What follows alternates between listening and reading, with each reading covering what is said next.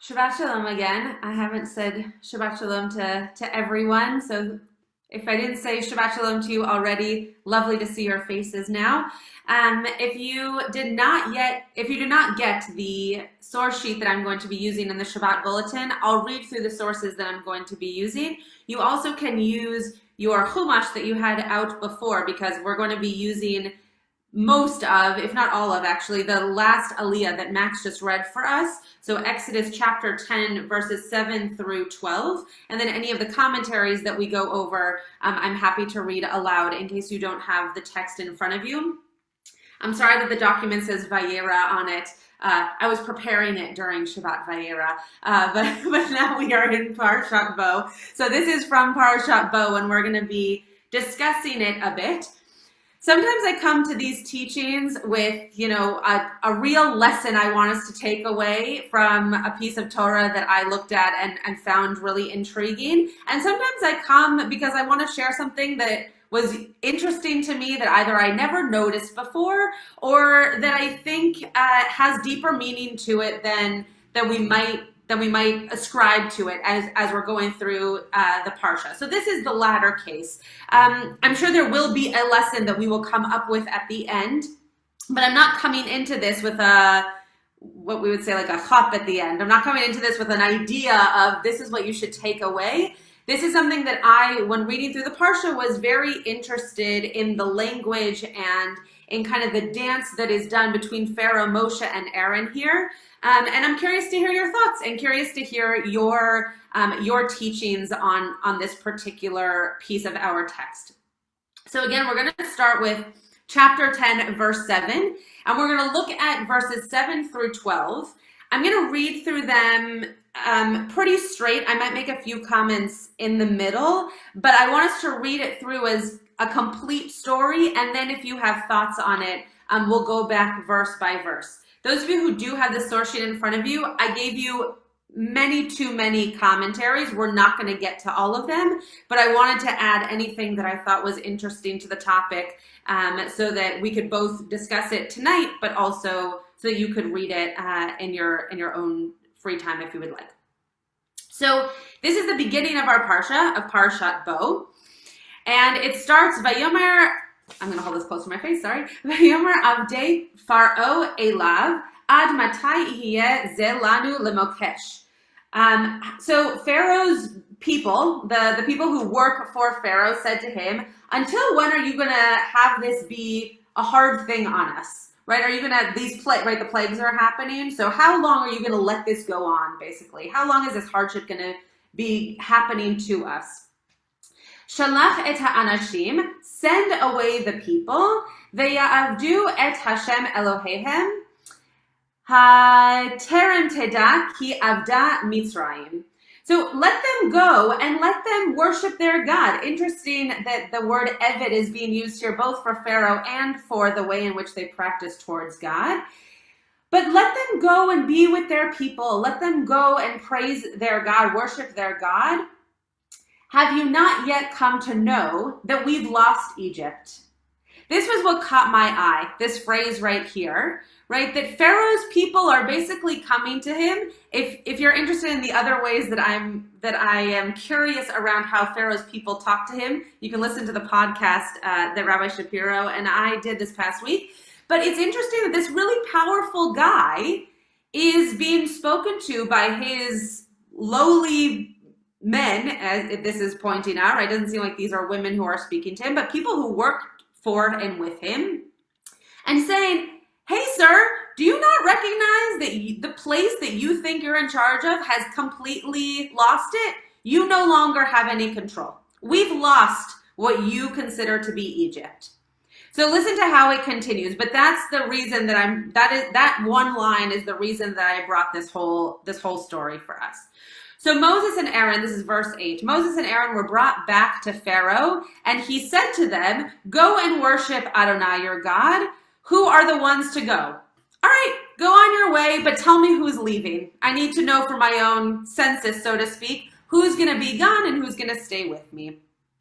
Verse 9, Moses replied, "We will all go." This was the second thing that caught my eye. "Young and old, sons and daughters, our flocks and herds, for we must observe the Lord's festival. Chag Hashem lanu, Chag Adonai lanu." So, who's going to go?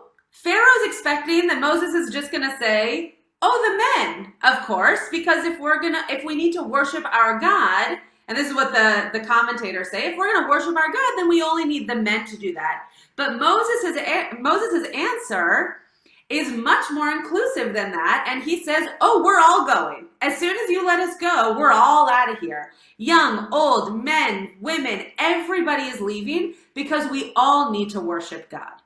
So this is a really ahead of his time egalitarian statement to say, you might think that this is only important to the men, but in fact, we're all getting out of here because our connection to God is not just for the men, it's for all of us. That might be a little bit of midrash, but that seems to be what Moshe is saying. Verse 10, "But he said to them," Pharaoh said to them, "Adonai be with you, the same as I mean to let your children go with you. Clearly you are bent on mischief." Now I'm going to read this in Hebrew because it's not actually what it says in the Hebrew. "Vayomer alehem yeh chen Hashem imachem." So God will be with you. "Ka'asher ashalach etchem ve'et tapchem." So I will send you and your children. "Re'u ki ra'a neged penechem." So it doesn't really say you're bent on mischief, though I guess colloquially that might be what it means. But literally it says that there is evil or badness that is against your face, right? Meaning like in front of you or across from you, right? Neged is something against or across, or you can see it, and penechem is your face. So bent on mischief, like, okay, that's how JPS is understanding it, but it seems to actually be much more personal, that this is happening in front of them to their faces. Pharaoh is still talking here. "No, it does say men here, Gvarim, you men folk, go and worship Adonai, since that is what you want." So Pharaoh's basically saying, wait a second here, you can't take everybody, you're just going to take the men because that's what you want. And they were expelled from Pharaoh's presence. Moshe and Aaron were expelled from Pharaoh's presence. So in verse 12 then, what happens? Another plague. "Adonai said to Moses, hold out your arm over the land of Egypt for the locusts, that they may come upon the land of Egypt and eat up all the grasses in the land, whatever the hail has left." So we don't hear Moses and Aaron say, "Sorry, that's not good enough for us. We're not going to leave until you let all of us go." But it's very clear that that is what happens because they stay and there's another plague. So though Pharaoh says, sure, the men can leave, Moshe seems to be saying, no, we're not going to go until all of us can go. So that was the third thing that was very interesting to me that I had never focused on before. So before we go on to commentaries, I just want to hear thoughts. Anybody have any thoughts, comments? Maybe you've spent more time looking at these verses than I have in my past. Yes, Alan, go ahead. Just unmute first. I think you should be able to. There we go. All right. It's hi, Shabbat Shalom, and Happy New Year. It seems to me, just looking at this, that it's not doing mischief. It's like he wants everyone to go because that's what God commanded him to do, that all the people are supposed to go. And this may be a pretext to Pharaoh to go out just for 3 days, saying, we'll let them go. But when all the children and everyone else is going to go, they're going to leave and not come back because that was what they were commanded to do. That's what Moses was commanded to lead everyone away. So it just seems to me this is just the pretext to put one over on Pharaoh. Great. So yeah, it's possible that Moshe is not as creatively thinking as we might want to say that he is, but that God told him that everyone has to leave. So when Pharaoh says, no, just the men can go, Moses says, well, that's not what I was told. I have to follow the rules. Everyone needs to leave. And so then more of these plagues are put on Pharaoh until they're all told they can leave. Yes, Tamar, go ahead. I think that Pharaoh wants to put conditions on things, and I think that's not acceptable. Mm-hmm. Great. Yeah, Pharaoh's trying to say, well, I want it to be, you can have 20%, but Moshe's saying, no, I'm not letting this go until you give me 100%. And Moshe's basically saying, well, okay, well then you're going to continue having these plagues fall upon you because the conditions don't work for us. Great. Other thoughts, comments?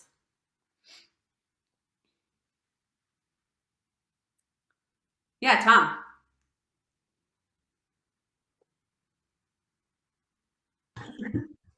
Um, I think I just think it's interesting that Pharaoh asked, because I mean, if he hadn't said who are the ones to go, it would have ended. The conversation could have ended there. You know, I mean, Pharaoh's obviously trying to exert control, and he doesn't mean it when he says go, because he's putting conditions on it. But it's still kind of interesting that he could, he could have not asked.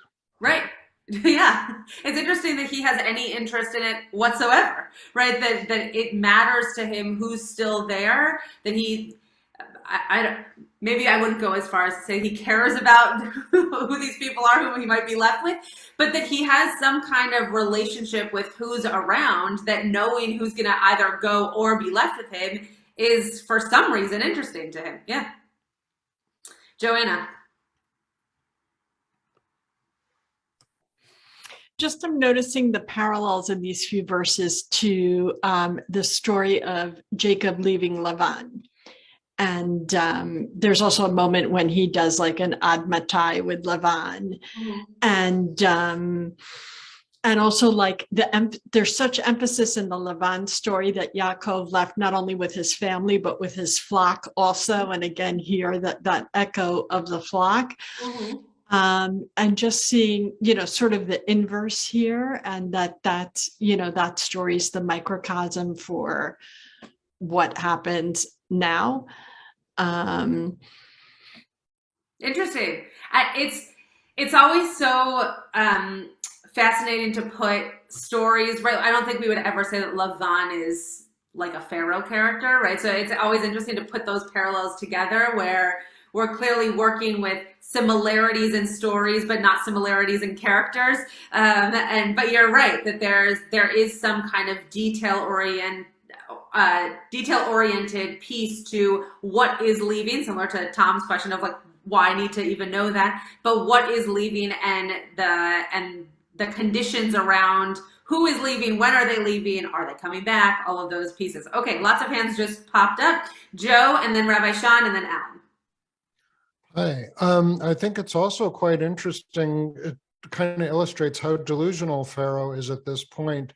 It opens with, you've lost Egypt effectively. There's all these plagues going on. The country is the infrastructure, so to speak, is being laid barren and ruined. Yeah. His biggest concern here is our slaves are going to go escape and they're not going to come back. Right.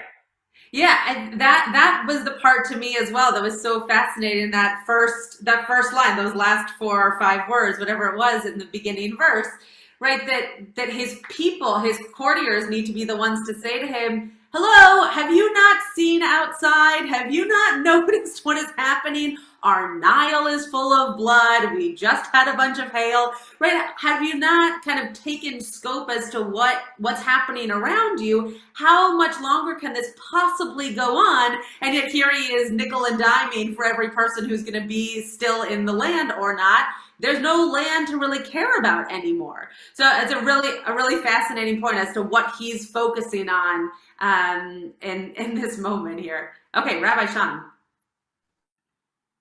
Oh, you just muted yourself. Yes. Hi. I will just build on that last comment and ask the question, whom is he speaking to? He has at least 3 different audiences, potentially separate from each other or together. Mm-hmm. As you just said, right? The Ovdei Pharaoh, the servants of Pharaoh, ironically, as you pointed out, his cabinet, his inner circle, whoever this is. Yeah. Second audience, of course, is Moses and Aaron. Or is he just pushing back to God. And I just think that the truth is probably yes.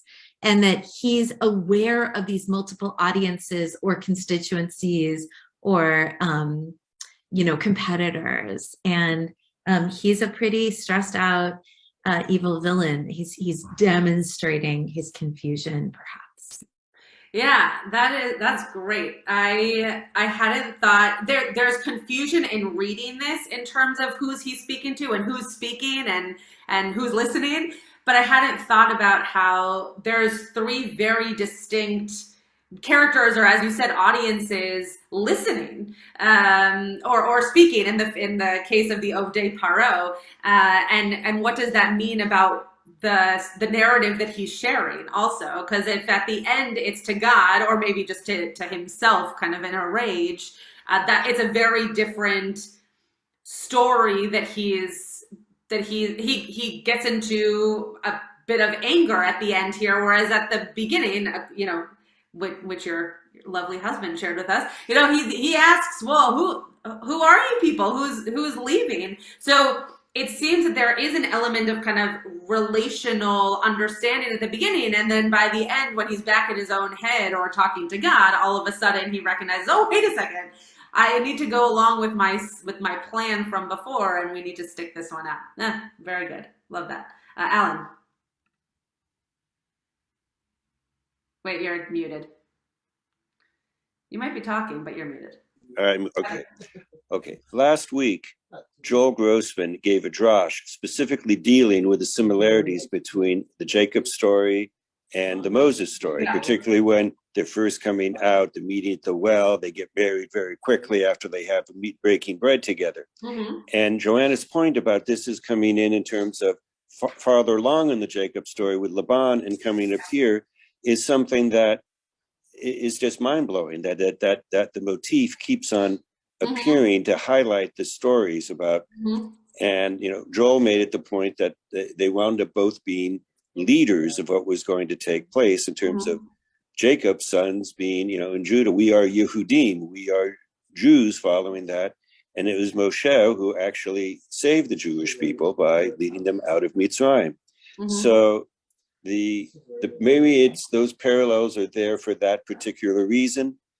Could it be coincidence? I don't think so. I think that Joanna's right. There's really a real connection between the stories that could maybe even be explored even further. Yeah, it was a beautiful drush, and those who didn't hear it should listen to it. I'm sure it's on the podcast somewhere. The elements of parallelism all over the Torah are really fascinating. And as I once learned from my teacher and friend, Rabbi Sean Fieldsmeyer, there's also an economy of language in the Torah. And so the fact that so much of the Torah has themes that are shared, whether in words or in character developments, which you're both speaking to in terms of Jacob, right? As you were sharing that, I was thinking about how Jacob also leads the people in a certain extent out of a place and into another. And Moshe's is a little bit more dramatic, but there is also that bringing a people together to take them and do something great with them that Jacob and Moshe share. So could it be that those parallels are meant to be noticed? Probably, because we're probably supposed to understand that one person can bring a lot of people together and do wonderful, beautiful things with them in community. Okay, let's look at a few commentaries here. Again, we're not going to look at all of them. It's 2 full pages of commentaries. So I really enjoyed this Ibn Ezra commentary. It's the first one on the page if you're looking at the source sheet. And it says here, he's commenting on the words, and Pharaoh's servants said, right, that the Vayamru, that the Ovdei Paro said to Pharaoh, which is surprising in of its own, case in terms of servants speaking to their master. So Ibn Ezra comments, the meaning of Haterem, Teda, let's not use the Shakespearean English here. Let's use the real words. Haterem teda, have you come to not yet know, right? Do you not yet see or not yet understand? Is, according to Ibn Ezra, do you first want it to become clear to you that Egypt is destroyed, right? Would you rather just sit around, have all of these plagues happen to you, end up sitting, I'm thinking of like those doomsday movies where like everything is bombed all around them, or, you know, the futuristic movies where something terrible has happened and the earth no longer exists, but there's one guy, usually like Will Smith or someone, like standing in the middle of desolate land and looking around like, well, okay, now what? Right? That is just a fascinating thing for Ibn Ezra to even imagine, that Pharaoh actually wants to see it all the way through. Right? He is not worried, or he doesn't care, one of the two, that the land, that the community could become completely destroyed. He's stubborn. He wants to stick to his guns and make sure that everything goes his way. So though it's only in quotes a commentary, I think this is very possible that Ibn Ezra is tapping into a stubborn Pharaoh, which we know he either is or at times becomes, based on God's intervening of hardening his heart. Okay, Chizkuni then says, they now questioned Pharaoh's judgment by asking him if he wanted to wait until the whole of Egypt was ruined.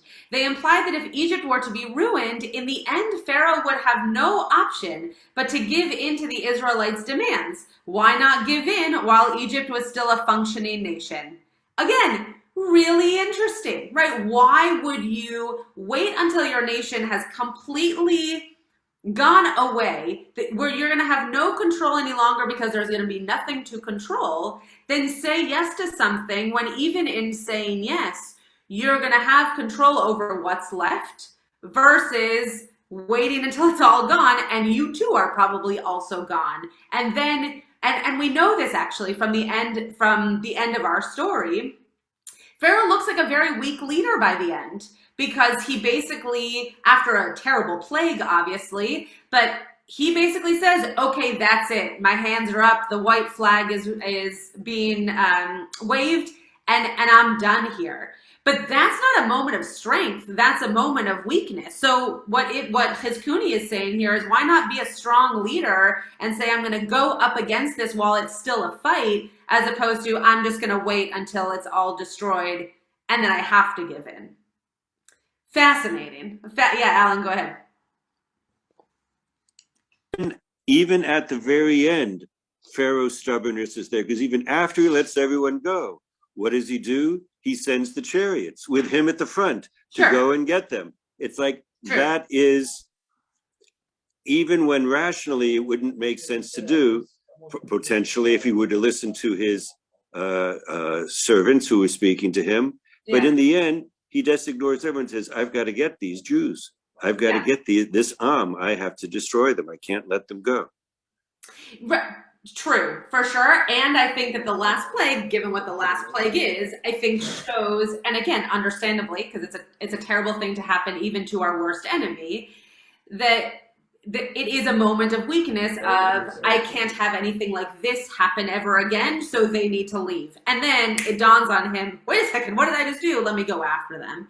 So you are completely correct. It just doesn't seem like Hale is really pulling at his heartstrings yet, which makes sense.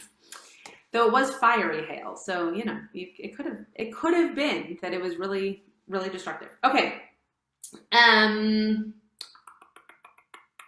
Oh, this is also interesting. The Tur HaAruch, we're skipping Rabbeinu Bachia for a second.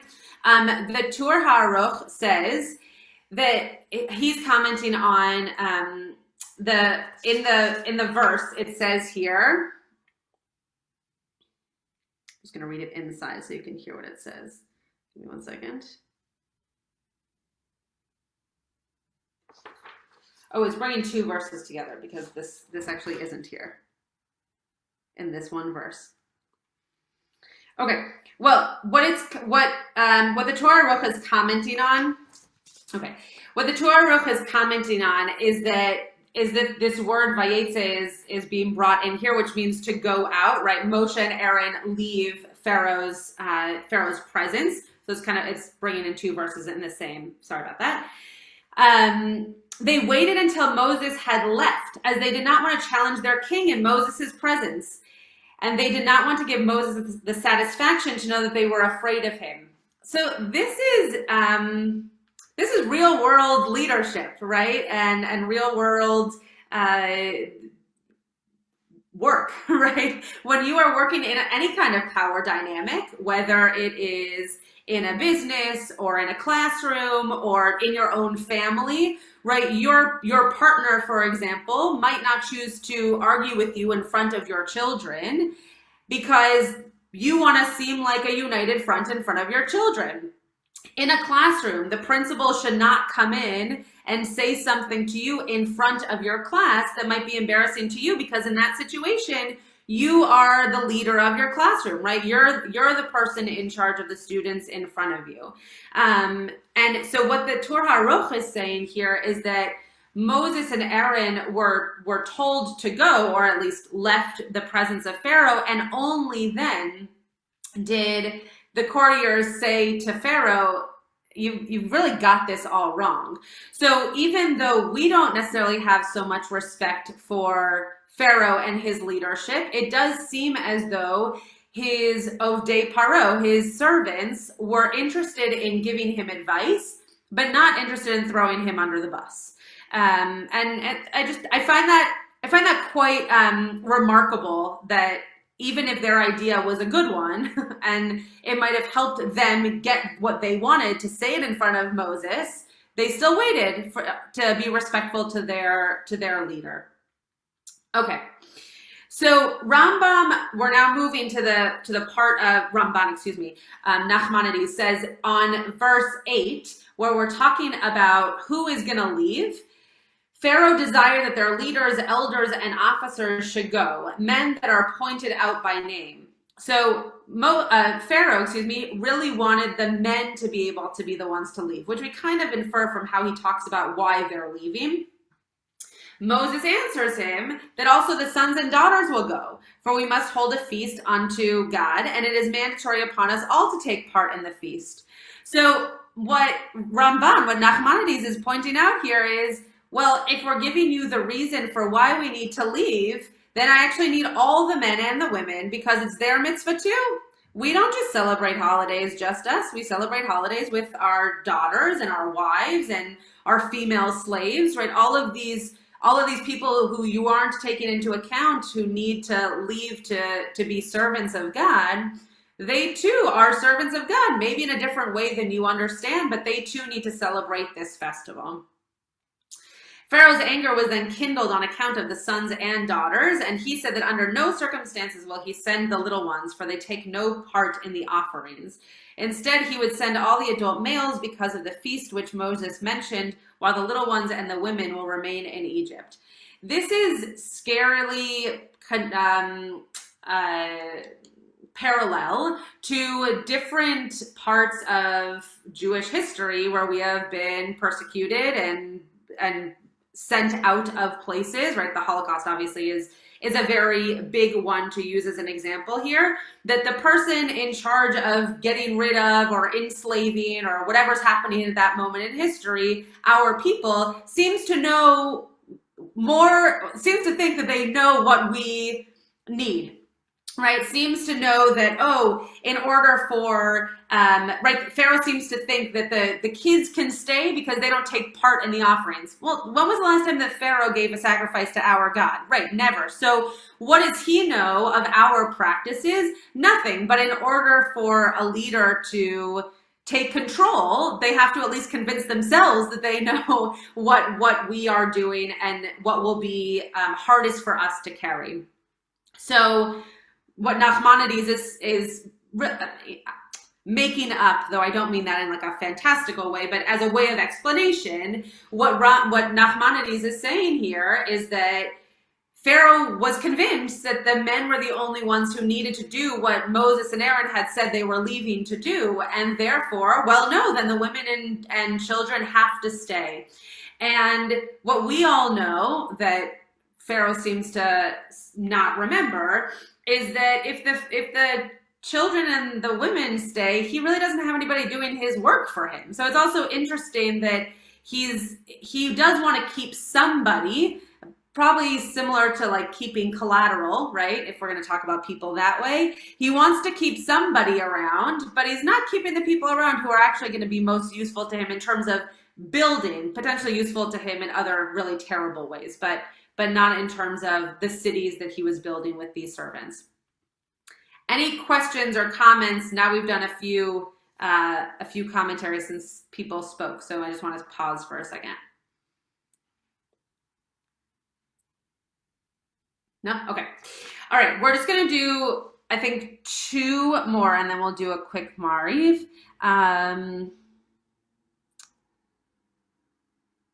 Just trying to decide which ones. Hold on.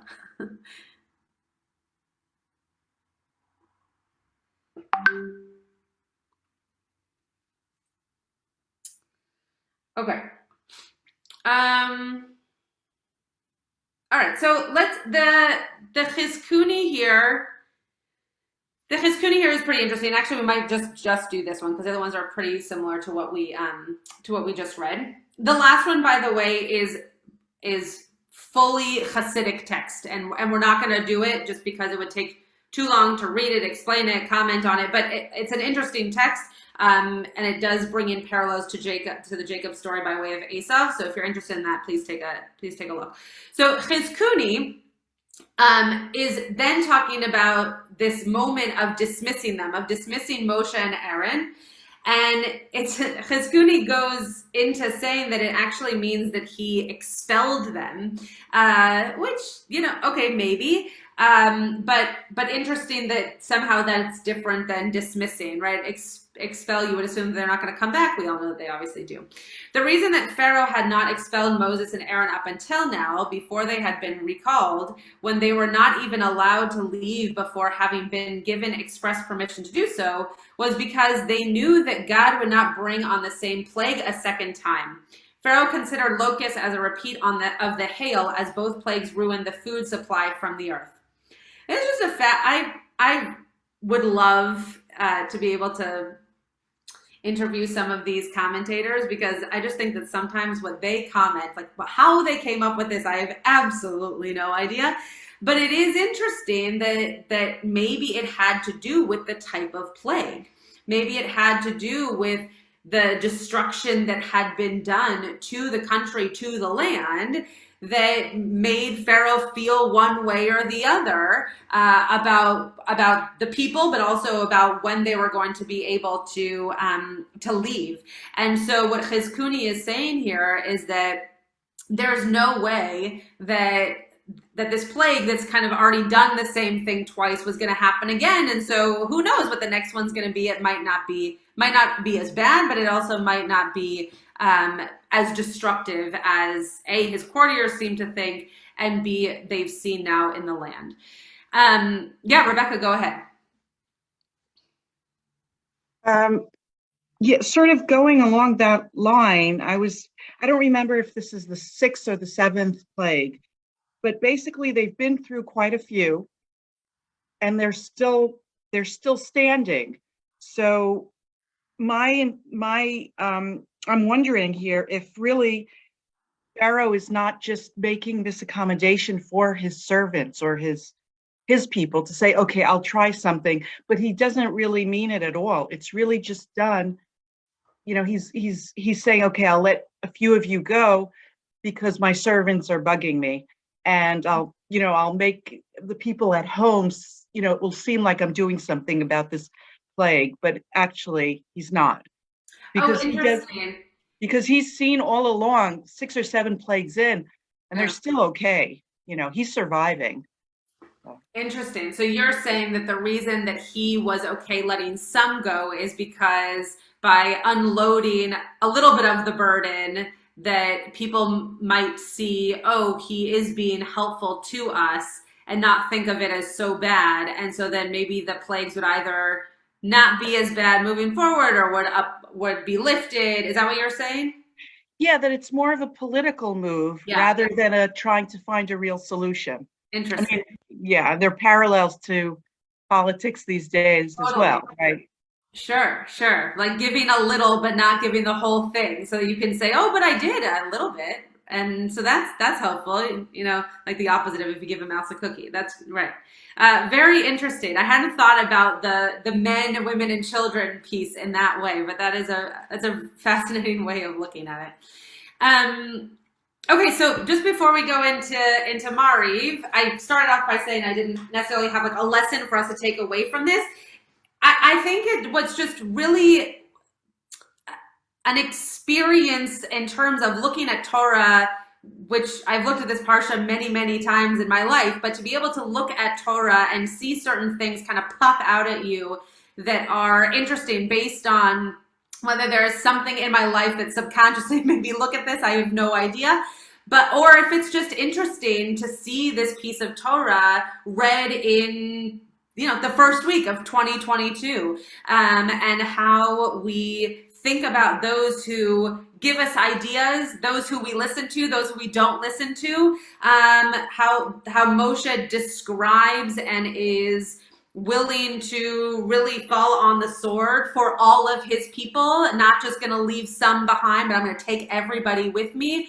Right, we're seeing three major elements in this very small vignette. I'm not sure if you can call it that, but Tom can tell me later. And this really small story, right? That we see different characters holding on to things that they find very true. And I think we all just need to be more aware of that in our own lives. Who we listen to, how we listen, how we lead, and how we consider those around us to be the people who we're going to always keep together and not let anybody go by the wayside. So I hope that was good insight and interested into a part of our Torah that I'm sure we've all just glossed over before, and hope that you can sit with that throughout the week and enjoy any insights that come to you on it.